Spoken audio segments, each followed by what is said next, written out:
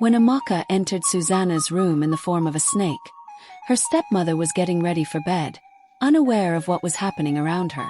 The snake started crawling on the floor towards Susana as she prepared to go to sleep. The moment Susana saw the snake, she screamed, "Blood of Jesus!"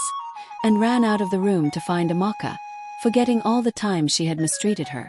When she reached Amaka's room, she found Amaka peacefully sleeping in her bed, not realizing that it was actually Amaka who had transformed into a snake to frighten her. Unbeknownst to Susana, Amaka was now possessed. "Amaka! Amaka!" Susana called. Amaka replied, "Yes, Ma." Susana said, "Please wake up and help me." Amaka quickly got up, pretending not to know what was going on. "What is it?" Amaka asked. Susana replied, "I saw a snake in my room just now. Please come and help me kill it." I was shocked to see a snake in my room. Amaka responded, "Did you say snake? Let's go kill it. That snake will regret coming into this house tonight." They rushed back to Susana's room to kill the snake, but they couldn't find it anywhere. They searched the room thoroughly, but there was no trace of any snake. "But I saw a snake right here just now," Susana insisted. "How is it possible that we can't find it?" Amaka said to her stepmother, "If I had seen that snake, I would have killed it right away. I hate snakes. Mom, are you sure I can sleep in my room tonight? You've made me afraid just talking about this snake." Susana replied, "It's not only you, I'm scared too.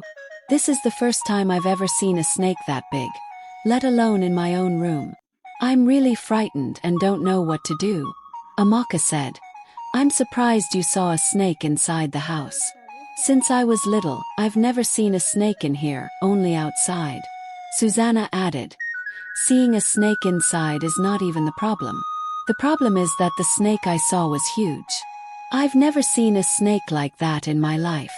Amaka replied, "If I had seen that snake, we wouldn't be standing here talking about it. Things would be very different." Amaka then said to her stepmother, "I'm going back to my room. You can sleep now. Nothing will happen." With that, Amaka left the room. But Susana was still too scared to sleep alone, and her children were not home that night. She thought about asking Amaka to stay with her, but her dislike for Amaka held her back.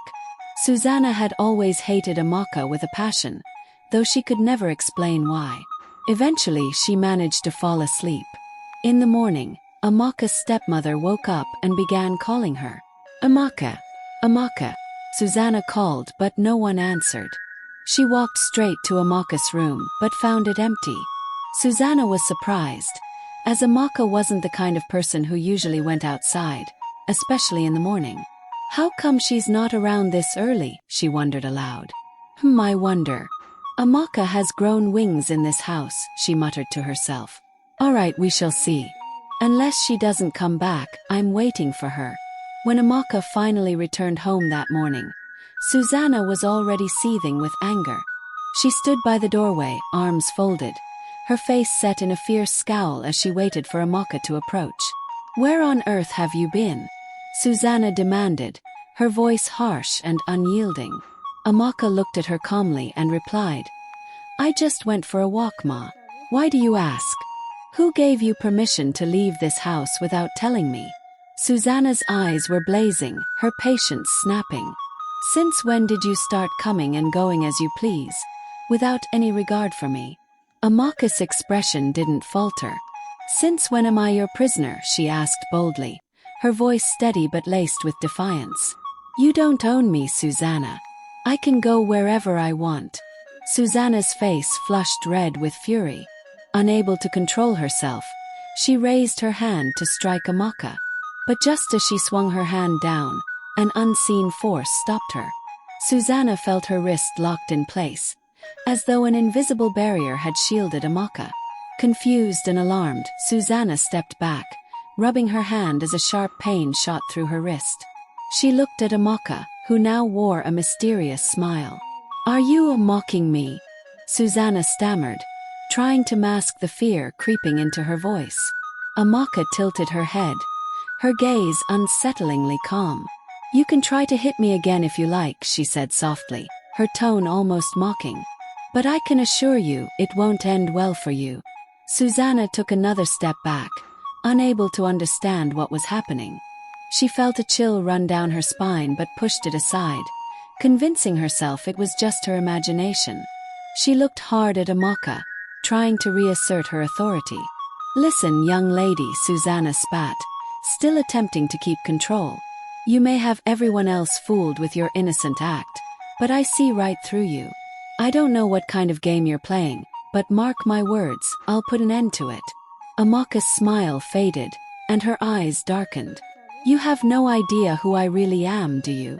Her voice was calm but carried an ominous edge. A shiver passed through Susana as she realized, for the first time, that something was truly different about Amaka. She wanted to lash out, to scream at her, but fear kept her silent. Amaka moved past her without another word, leaving Susana standing alone, shaken and unnerved.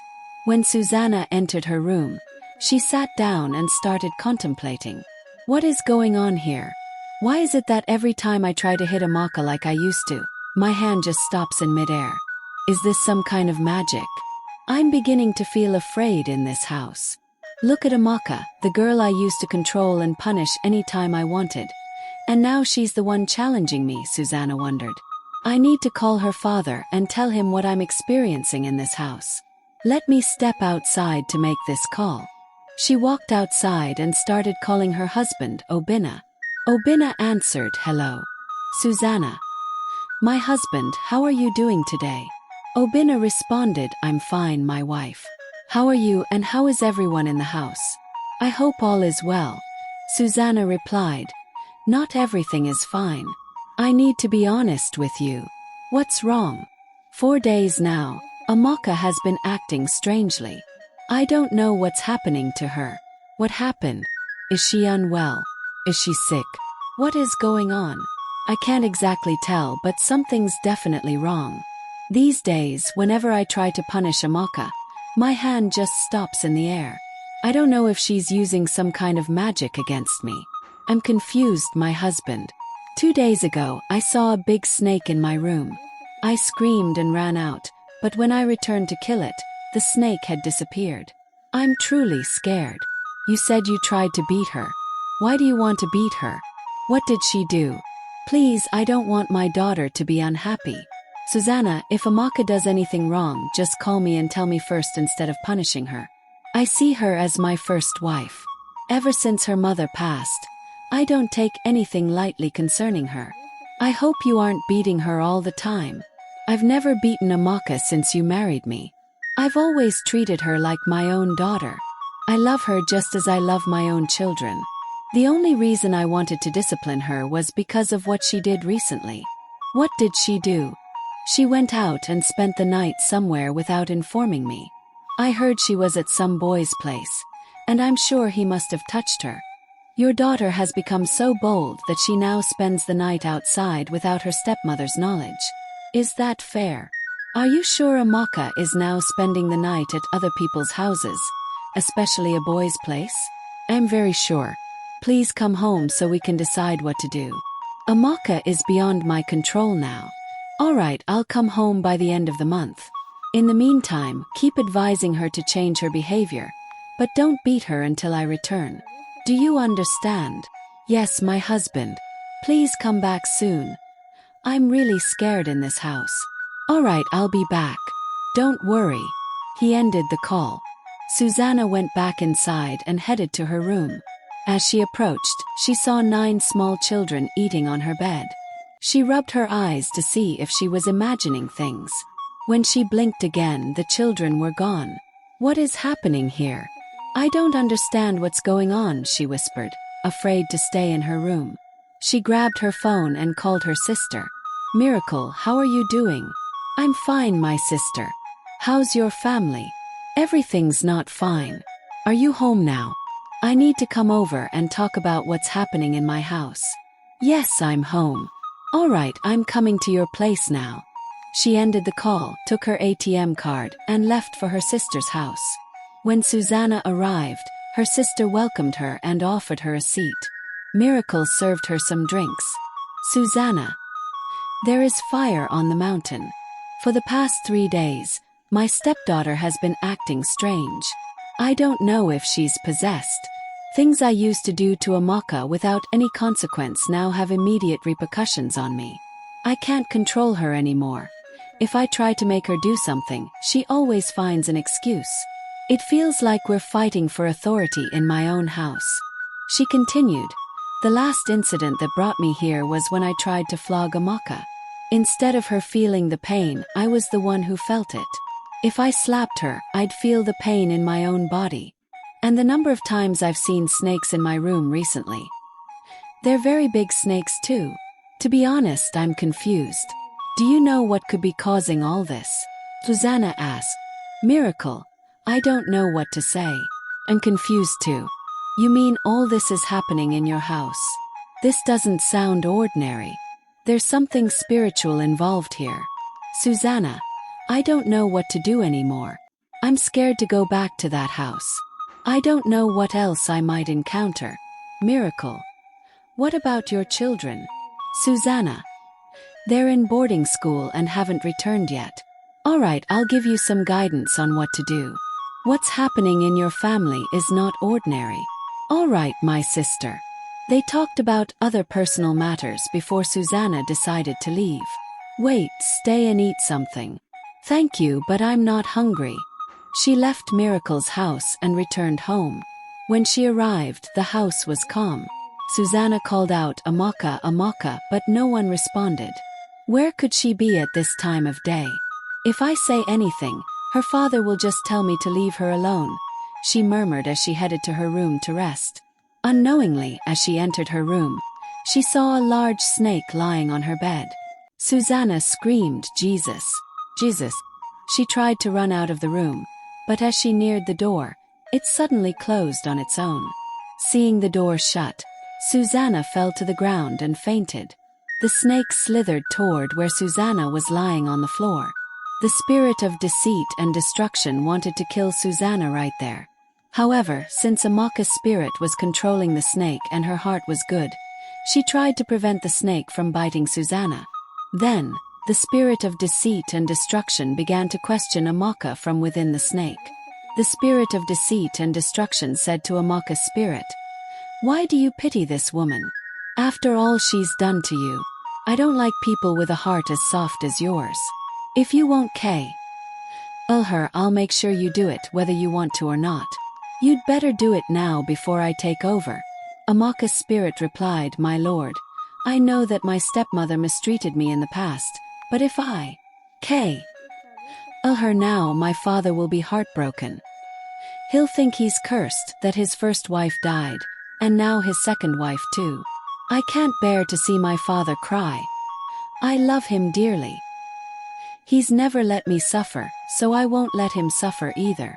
The spirit of deceit and destruction snarled, "I don't care about your reasons.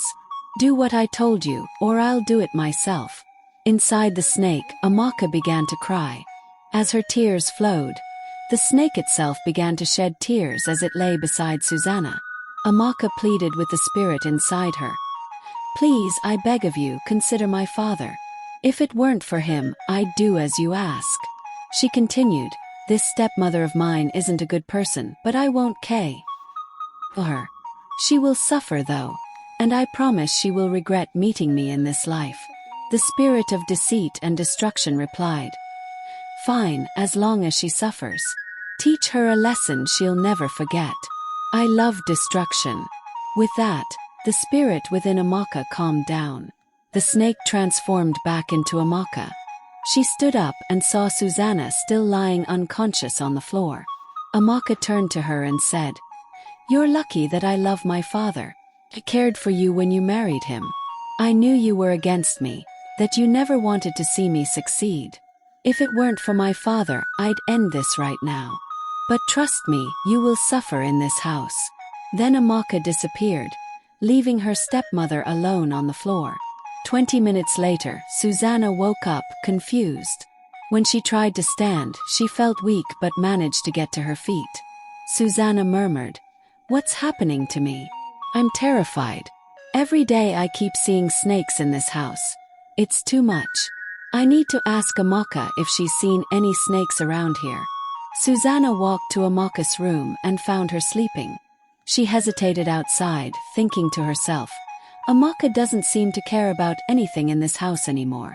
When Susana approached Amaka, she called, Amaka, Amaka, wake up. Amaka woke up, irritated. What is it? Why are you yelling my name like you've lost your mind? Are you okay? Susana wanted to shout back but held herself in check. Amaka, she said, I keep seeing snakes everywhere in this house. Do you see them too? Amaka replied, No, Ma. I haven't seen any snake. But which snakes are you talking about? Are you sure you're seeing them? Susana answered, Yes, it's been happening a lot lately. I'm frightened. Amaka shrugged. I don't see any snakes. Let this be the last time you bring this up with me. Pretending not to hear Amaka's dismissive response, Susana muttered, It's strange. The frequency of these sightings worries me. I don't think I can sleep alone anymore. I'm completely fed up. Amaka responded indifferently. You're the only one seeing these snakes. I don't understand it either. Susana left Amaka's room and called her husband. Hello, my husband, she greeted. How are you? I'm fine, Obinna replied. Please come home soon. I need you here, she said, distressed. I'm at my breaking point. Only you can make this better. When are you coming back? I'll be back this weekend, Obinna reassured her. I'll take care of whatever's going on. I can't wait to see you, Susana replied before ending the call. Later in the evening, Susana asked Amaka to buy some food supplies. She handed her the money. Amaka went to her room, where she performed a spell. Within moments, all the groceries appeared in her arms. She brought them to Susana. Susana was astonished, as it hadn't even been 15 minutes since she gave Amaka the money. Did you go to the market already? She asked, bewildered. You're back so soon. How did you manage that? Amaka replied, I ran there quickly so you wouldn't beat me. You always punish me if I take too long. Susana was speechless. She took the groceries to the kitchen to prepare the meal. After cooking, she gave Amaka her portion. Later that night, as Susana was about to sleep, she heard her name being called. She turned to see who it was, but no one was there. She lay back down but soon heard her name again. Once more she found no one. Fear crept over her, and she rushed to Amaka's room. Amaka, were you calling me? She asked. Amaka replied, No, it wasn't me. Her stepmother's voice trembled. Who's calling my name? She returned to her room but froze when she saw several small children on her bed, eating. Terrified, she ran back to Amaka. Amaka, come with me. Look at what I found in my room. Amaka followed her, but when they got to the room, no one was there. Susana was left feeling deeply unsettled, wondering what was happening to her. When the weekend arrived, Obinna returned home from his work at the company. When he reached home, Amaka rushed to him and hugged him. Daddy, you are welcome, she said. Obinna smiled, my lovely daughter. How are you doing? I'm fine, Dad, Amaka replied. Just then, Susana came out of her room, where she had been praying, asking God to come to her rescue. My sweetheart, you're welcome. I've been expecting you, she said to Obinna, though she kept glancing at Amaka. Obinna asked, Why didn't you open the door for me when I was knocking? Susana replied, I was praying because of what's been happening in this house. Praying, huh? When did you start praying in this house? Obinna asked. You're not the type of person who usually prays. Even when I ask you to pray with me, you always have an excuse. How come you're praying now? All is well. Who told you I don't pray? Susana retorted. I pray. I just don't like praying with others. Obinna scoffed, that's a lie. You don't pray. Yes, I admit I didn't pray before, but now I'm born again. I didn't know the value of prayer back then, but now I do, and I'm not going to stop. It's good to pray always. All right, let's go inside our room, Obinna said, and they both entered their room. Amaka went to her own room. Susana's children were still away at boarding school. Later in the evening, after everyone had eaten, Susana said to Obinna, I want to talk to you about something I'm suspicious of concerning Amaka. You need to know what's going on. I've mentioned it to you before. Obina said, go ahead. I'm listening. It seems like Amaka is possessed now because she's been acting strangely in this house. The things I've seen here over the past 3 weeks honestly baffle me. I'm beginning to suspect that Amaka is the cause of everything, Susana said. Obina replied, how do you know that Amaka is behind all these things you say are happening? The Amaka I know is a good person. She isn't evil or possessed. Why are you labeling her like this? I'm sure of what I'm saying. I have to speak the truth. Since the day I sent her to fetch water from the Imo River at midnight, strange things have been happening in this house. Obina interrupted. Did I hear you say Imo River? You sent Amaka to fetch water from the Imo River in the middle of the night. Why would you do that, knowing how dangerous that river is, especially at night? You're mistreating my daughter, aren't you? Every time I come back you act like you care for her, but deep down you hate her. Is it because I'm not always around? Is that why you have the courage to treat Amaka this way? Susana replied, I'm sorry. I regret it now. Amaka has been nothing but good to me. But I don't know what's come over me. Obina said, you're sorry. Is that all you have to say? Why is it that whenever I ask Amaka if you're treating her well, she tells me that you're the best, that she's never had a better stepmother, and that you've never mistreated her even once? She's covering for you, isn't she? Not knowing that you've been tormenting her by sending her to a dangerous place like the Imo River at night. Susana, filled with guilt, said, I'm so sorry for all I've done to Amaka. I regret everything. Amaka has been kind to me, and I can't explain why I've hated her so much. My husband, we need to figure out what to do because I'm afraid in this house right now. It seems Amaka doesn't want to harm me. She's only instilling fear in me. If she intended to harm me, she could have done so by now. Amaka has had the opportunity but hasn't taken it. With what I've seen, I believe Amaka can now turn into a snake. She can do anything now. We need to act fast, Susana concluded. Obina said, I'll first observe her myself to see if she's truly possessed or not. I'm honestly surprised by what you're saying. How could Amaka be possessed? I'm telling you all this based on facts and my experience, Susana insisted. She's definitely possessed. All right, I've heard you. But I need to see it for myself before I believe you. Who knows if you're lying just to punish her? I need to confirm first, Obina said. Okay, you'll soon see what I'm telling you, Susana replied. They later went to sleep. The next morning, Obina woke up and went to Amaka's room. He knocked and said, Amaka, it's me, your father. Come in, Amaka replied. He opened the door, entered her room and sat down. Amaka, how are you doing? How was your night? He asked. I'm fine, Dad. How about you? I'm fine, Obina replied. But tell me, why did you say that your stepmother has been treating you well when I asked you before? The spirit inside Amaka suddenly grew angry. It became restless in response to Obina's question. The spirit spoke to Amaka. Amaka, I don't like how you've restrained my power.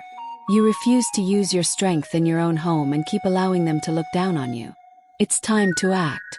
You're too passive, and I don't want to control you too much, but you must take certain actions on your own.